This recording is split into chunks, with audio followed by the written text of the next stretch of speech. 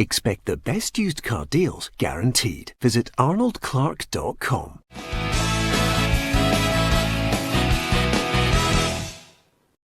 Welcome to Peter and Roughie's football show, sponsored by Arnold Clark. I'm Peter Martin. It is Wednesday. Thank you very much for joining us on the programme. And in the studio tonight, Alan Rough, Tam McManus and Barry Ferguson are with us to discuss a full card of SPFL fixtures in the Premiership.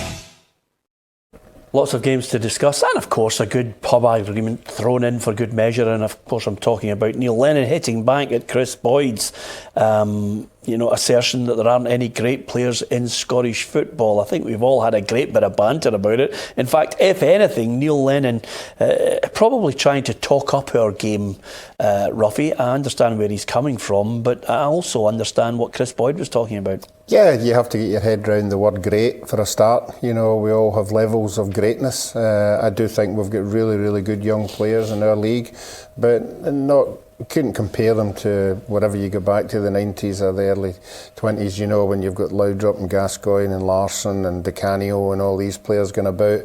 So no, let's just keep talking them up and let's hope they do become great, because if they're here for a long time, then we can see them maturing. Yeah, we mentioned three, but he's just thrown in one that we all forgot about, which was a truly top drawer player in Paolo Di Canio. Yep, the three that you just mentioned, that was the three in the top of my head, and then Paolo Di Canio, another player with unbelievable ability. But I'm with Roughie. I think if he's gone back to, we were blessed with top players, as great players, I would say, in the 90s and early 2000s. And I'll agree with Roughie again. I think we've got very good players that have got potential to go into greatness. So I'm with him. It's good for people to talk up the game up here, because we've been in the doldrums for a long time and the football is slowly getting better. Yeah, absolutely agree with you on that. I think the key word there though, Tam, is potential. Yeah, it is. I mean, clubs can't afford to buy the finished article. You can't buy a top class player at 25, 26 year old. You're maybe getting guys at the tail end of their career, 35, 36, or as you said, young boys at 18, 19. I mean, just think, Tam, if you had 50 million, you could buy Fred. Yeah, I mean the money in England. I mean you've got the money up here. There's no money up here in Scotland. I think it's a different era. Barry was talking about the early 1999s and 2000s where there was top players. There was even guys like Frank Sosie, Russell Lappy in the Hibs team. You know, guys in Aberdeen Hearts team. You know, they were spattered. Dundee in particular, Ravanelli, Nimzadze. So there was top players everywhere. But there was so much more money back then. You know, in terms of wages, 4, 5, 6 grand a week.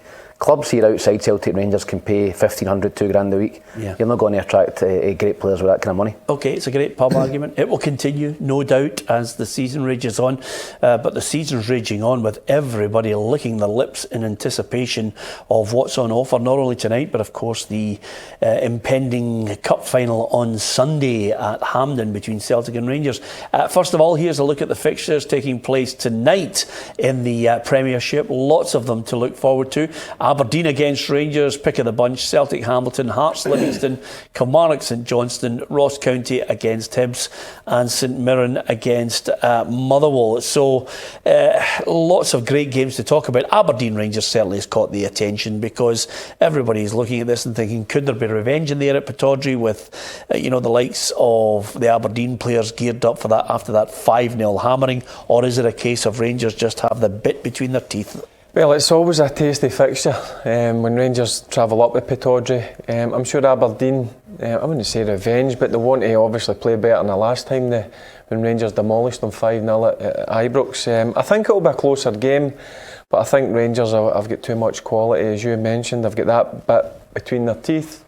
Confidence is sky high, and their top players are in top form. So I can only see Rangers going up there and winning the game. Do you agree with Stephen Gerrard? He's been here a shorter space of time, but when you, as a Scot, did you always get yourself charged up for the games against the Dons just as much as you did against Celtic?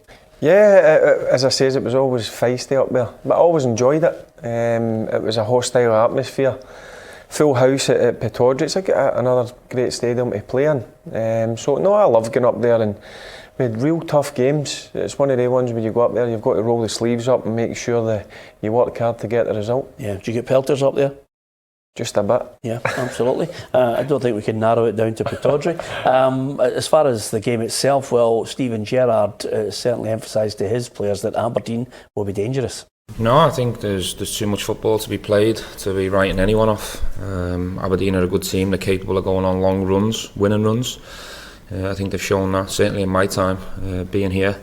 I know Derek very well. He'll fight all the way, and he'll get his players to fight for him to continue to finish as high up as he can. So we won't be writing anyone off. Interestingly enough, Scott McKenna just admitted to the press that they were told by Derek McInnes target Morelos at the time when he was on edge. I mean, I still think he still has the potential to go off the cliff, but he seems to have been able to keep it all in check. Big test for him tonight, Peter. I think a really big test for him. I think his kind of attitude and his disciplinary record's been very good this season. But I think Aberdeen, in terms of McKenna, they've had a few tussles between them. Two of them get sent off, I think, last season. I think it's a big test for Morelos tonight, in terms of his mindset. For me, I'm not even sure if I would play him tonight. I think I'd probably play Jermaine Defoe. I would keep Morelos on the bench. I think if you've got the game won, I wouldn't even bring him on. But if you're struggling, if it's a tight game, you bring him on the last half an hour. I just think Morelos is so important to Rangers now that they can't afford anything, getting sent off or getting injured. I think they've got to wrap him in cotton wool looking towards Sunday. Well, that's an interesting call, isn't it, Roughie? I mean, that's a big call from Tam. Yeah, it's a big call as well for Stephen Gerrard as well. He's got to decide, is Morelos so valuable that he can't afford him to get injured for a start? And it'll be interesting when the team lines come out, because I think the manager will know how difficult this game is going to be. But I think the reason Morelos hasn't went off the trolley this year is because there's no reason for him to. He's scoring goals in every game. He's playing well. Rangers are winning all their games. So there's not been a time when he has to react. The only time will be is obviously Rangers getting beat or things aren't going well for him. Now let's hope that's not the case, because he's been a breath of fresh air this year with some of the goals that he's played. So I think it'll be really tight tonight as well. Yeah, what's tight? 2-1 Rangers. If Aberdeen are to have any chance of winning, isn't it amazing that we're not really talking about Sam Cosgrove? He scored 18 goals. Why are we not raving about him? I don't know. He's been tremendous for Aberdeen. I wasn't sure of him when they first signed him, but he's been absolutely brilliant for them. He leads the line well. He's big. He's strong. He's actually got a wee change of pace on him as well. Some of the goals he scores, he's a big lad, but he's got a wee 4 or 5 yard burst to get away from people, and his finishing's been tremendous. So I think he's been a talisman for Aberdeen. He's one that Rangers have to watch closely tonight, because if he gets a chance, I think he'll bury it. Prediction? I think Rangers will win comfortable. I think Rangers will win 3-0. Yeah, Rangers will go full throttle tonight. Strongest team out possible for me, and they'll win the game. Yeah, it's an interesting point, and I know where you're coming from on it, Barry, because the managers that you played for before, it was always about, just keep that strongest 11 out in the park, get the momentum, get it going all the way, whether there was a cup final or not. It didn't matter. I'd been in that situation a number of times, 4 or 5 days leading up to a cup final. We had a league game, and we always went with our strongest team. And if you ask the players, they would rather play than get left out. I know some people say it's a risk, you might get an injury, but any game's a risk you play in. So that's why I think he'll go with his full team tonight. Yeah, okay. As far as the other match is concerned, if it's going to be one that we're all watching at Pittodrie, then at Celtic Park, I think everybody's expecting a goals fest, and only one way, Roughie. Yeah, that would seem the case, but down through the years, that Hamilton have went to Parkhead in a midweek game, and made it very, very difficult for Celtic. Celtic have always won. I think they will win again tonight. But again, for me, it's all when that first goal comes, if it's the first half, or, they'll eventually get broken down, and their goalkeeper will have to be in top form. Yeah, 3-0 Celtic. Yeah, you've saved me going back here, Roughie. Of course, everybody's talking about the players that have trained this week. Barry's saying you play your strongest side. it's a slightly different scenario for Neil Lennon on this one, because not only does he have a bigger squad and he has players that can come on and make an impact, whether they're on the bench or whether he can juggle it about, because it is, no disrespect, but it is Hamilton Accies. Yeah, I don't think they played well tonight. I think he'll be rested in terms of Sunday. I think he's so important for Celtic. I think he's got to play in Sunday. So if he's carrying any sort of injury, I would rest him, and I would give Lee Griffiths a run out. But I think Celtic will win comfortably 5-0. Interesting you mentioned Lee Griffiths there. Lewis Morgan's been playing up front. Not ideal according to the Celtic manager. Yeah, I mean, it's something we've looked at. It's not ideal, but we've looked at Lewis in a central position in training for a while now. And obviously we played Ryan in the wide position early on in the season at times as well, when one of the wingers, I think we played him at Hibs, and I think we played him against Hearts in that position as well. So we know I wouldn't say he's versatile, he's a quality player, and he knows how to play that position really well. He's looked good in the last couple of matches, Lewis Morgan. Yeah, he certainly has. But Neil Lennon sees him every day in training. He sees Lee Griffiths. I know it's a couple of weeks he's been back, but he'll see him day in, day out in training if he's really up to scratch. But I think it would be an ideal game to give Lee Griffiths a start and maybe play him 60, 70 games. But listen, the young boy Morgan's done excellent. Yeah, okay. We're going to talk about the other fixtures as well. We'll get the predictions from the guys. Interestingly enough, did you, both Tam and Barry, are you with Roughie on this, a comfortable Celtic win? Yeah, 4 goals for me. 5-0. Yeah, okay. Tam just throws big numbers up. It was 6-0 while we were all having a cup of tea. He just throws them up there and waits to see where the dice are going to land. Anyway, on that, we're talking about great players. Can you imagine having a season ticket for Barcelona and watching the number 10? Well, never mind watching him, you could actually have one of the signed strips of Lionel Messi, no less.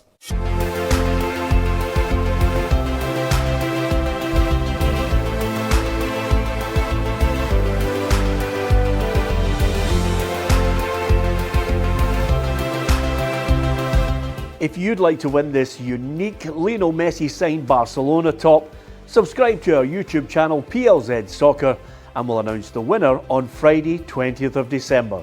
Good luck!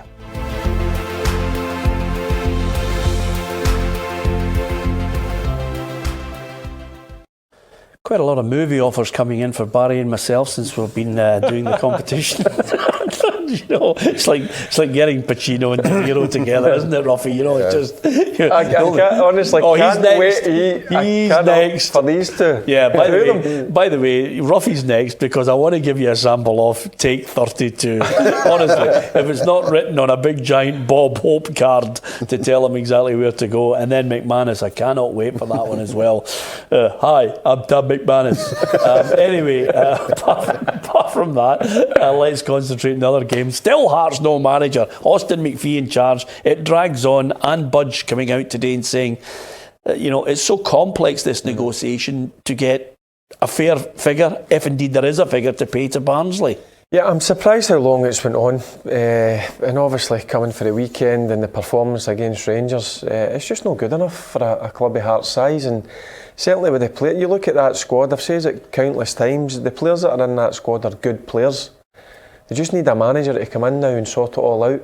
I think we know it's going to be Stendhal though, Barry, because Craig Levine's given him a tour, he's been in negotiations, he's sat down with Anne Budge. It's just about the complications and the technicalities of if there's major money to be paid elsewhere. Yeah, I'm just surprised I thought that they went for somebody that knows the game inside out up in Scotland. He'll need to come in and get to know the players, get to know the other teams and the players at the certain teams in the league. So it's a difficult job. He'll need a hand when he comes in, that's for sure. Please forgive me for this, Tam. I'm throwing this at you, and all three of you can chip in on it. But apart from the likes of a Dick Advocat who comes in and he's got money to spend, can you think of a manager who's come in from foreign shores, England, who's been able to come in and absolutely hit the ground running and make a real impact? Not off the top of my head, no. That's a shout, isn't it? No, because I think that Barry's right. You know, the Scottish game, you've got to know the game up here, you've got to know the players in the market. I think you even look at Jack Ross, for example, going down to Sunderland. I don't think he knew the English game. Yeah. And that's how he was back up the road, and he's back up and he's doing well at Hibs because he knows the Scottish game. So I think that in terms of Stendo, I think he's got to have maybe a Scottish assistant or somebody that knows the league, and maybe Austin McPhee will stay in some capacity. But I think Craig Levein will be out the door surely. I don't think he can. Is he not going to linger about for another year? I think there's got to be a clear out in terms of his kind of contract. Yeah, I think there might have to be some sort of payoff. But listen, I think Anne Budge, I get the sense that if Anne Budge can keep him in the background over at the academy till the end of the season without too many people making a hoo-ha about it. And the one point that with Craig Levein, not that it has to be a witch hunt on him, I think people are questioning why he should stay there in the first place. If you're sacked, you get your contract, you're paid up. Yeah, but unfortunately for them, he had 2 jobs. You know, so you might sack him for one, but he's not going to move for the other one unless you sack him for that as well. So the problem he's got now is that the new manager is going to bring his own backroom staff. So there'll be no place for him whatsoever anywhere near the actual team itself. So he then has to say to himself, you know, what do I do from now on? Yeah, absolutely. Hearts Livingston, not one for the purists. No, I'm going to go for Hearts to win 2-1. I'm going to go for a thriller. I think that'll be a good game tonight. I'm going to go for 0-0. Yeah, I'm with you. Tam, I'm with you on that. I don't think we'll get it on DVD. I think Hearts will win for the simple fact they're at home and they can't get any worse. So they'll win the game tonight. It'll be a close call, but they'll just win it by a goal. Okay, Ross County against Hibs is an interesting one. If anything, Tam, you know, Stoke City, Blackburn chasing Ross Stewart of Ross County, and against a Hibs side that Jack Ross, he has managed to come back and reap the rewards of a half-decent squad. They're getting good results. Yeah, they have. And obviously, Saturday's disappointing, 2-0 up against Kilmarnock. You know, trying to make it 3 wins in a row. And they conceded a couple of late goals, but he's done well. He's in there. I always felt like the Hibs weren't that far away. They've played so many games this season where they've been winning, and they've let games slip. So I don't think there was a lot wrong. Just a little bit of luck in either box. We'd see them up the table, and I don't think third's out of the possibility for Hibs. I still think third's a possibility if they can get a wee bit of experience in January. You know, to see out games, because I think that's a major problem. You know, they've been leading. I think they've lost 15 points from leading positions. And I think that's a problem. So if they can get a little bit of experience and know-how in, I still think Hibs can go and finish third this season. Yeah, and Ross County hurting from that doing from Celtic. Yeah, they started off the season very well, and that usually happens with one of the sides, but there is a graduation of just slipping down, and that's what they're doing just now. And I think Hibs will capitalise that on tonight, and I think Hibs will win 2-1. Okay. I think Hibs will win, yep, I'll go for 3-1. Yeah, it'll be a close one. Hibs will just nick it 1-0. Okay, so I'm the only one going for a draw on this one. Kelly against St Johnstone. Barry, St Johnstone, bottom of the table. It must be hell for Tommy Wright because you don't become a bad manager overnight. No, I honestly don't think he's a bad manager. He's just going through a real difficult patch just now. But I just can't see them getting a win. Another horrendous result at the weekend. And I don't see them getting anything down at Kilmarnock, who had a great result, as Tam just mentioned a couple of minutes ago, coming back for 2-0 down, getting a point at Easter Road. So I think Kilmarnock will be too strong for them. Kelly, for you? Kilmarnock for me as well. I just think everything's a little bit stale now with Tommy Wright. I agree with you, he's not a bad manager, but I think maybe a change just for everybody would be a great outcome for St Johnstone. Change of manager? Yeah, I think for Tommy as well and the players. I just don't think he's getting the reaction out of the players now, and maybe it's a little bit stale up there. Interesting point. I think they should stick by him. I think they will stick by him, but I mean, he's got to make up his mind if he continues with these 4 young boys at the back who are shedding goals for fun. Yeah. And if that's what's happening every time you're stepping out onto the park, you know you're going to concede, and that's a horrible way to continue in the game. Okay, St Mirren, Motherwell, briefly. St Mirren, I think that they are good at home. They're tight. I think they've got a draw at this one each. 2-1 to Motherwell. Motherwell for me. Yep. Just to finish, Jose goes back to Man United with Tottenham. I wonder what sort of reception he'll get. I think it'll be an alright reception. I've seen Solskjaer speaking about it. In general, when managers do go back there, that it's not too bad. But listen, he'll be going back to get 3 points for Tottenham, and I think Tottenham will beat them tonight. Yeah. Is he under pressure? Yep. Yeah. He's got to be. They're massive. They should be challenging. So he's got to be under pressure. You say managers get great receptions. Remember Alec McLeish come back to Easter Road and as a Rangers manager, And we 3 players sent off, I was one of them. And Alex McLeish gets slaughtered, so I don't think Mourinho will get a good reception tonight at all. I think he'll get slaughtered. Yeah. But I think Spurs will beat them. Yeah. Solskjaer sacked? Yes, yeah, I think he's got 2 games. I think he'll be out the door. Yeah. Obviously, the 2 games you're giving him. I'm giving him 2 games. I think he's got the midweek and then the weekend. If he loses both games, then he's out. I don't think Mourinho will worry about what kind of reception they get. He'll just stroll right down that trackside into his bit and just sit there and be him. Yeah, the humble one.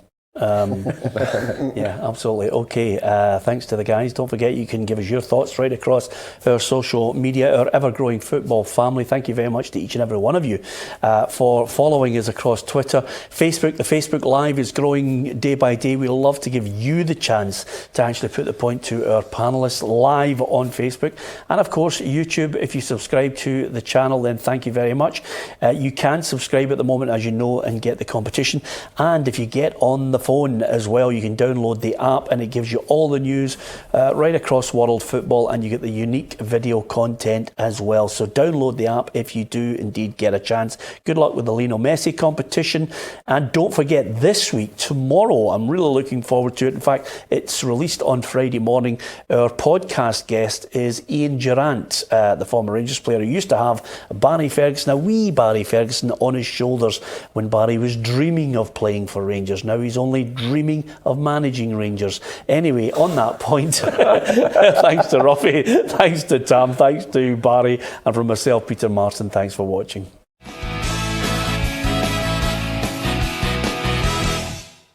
Expect the best used car deals guaranteed. Visit arnoldclark.com.